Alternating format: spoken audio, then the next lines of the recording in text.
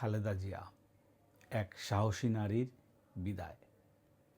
বাংলাদেশের রাজনৈতিক ইতিহাসে এক স্মরণীয় অধ্যায়ের সমাপ্তি ঘটল। সাবেক প্রধানমন্ত্রী ও বিএনপির চেয়ারপারসন বেগম খালেদা জিয়া আজ পৃথিবীর সফর শেষ করেছেন।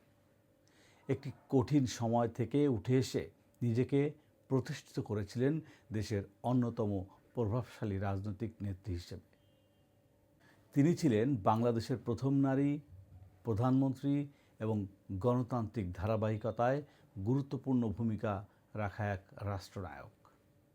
তার নেতৃত্বে বহু দলীয় রাজনীতি শক্তিশালী হয়েছে, সংসদীয় গণতন্ত্র পেয়েছে নতুন গতি, আপোষহীন মনোভাব, দৃঢ়তা ও রাজনৈতিক সাহস, এই তিনটি গুণে তিনি হয়ে উঠেছিলেন আলাদা এক নাম।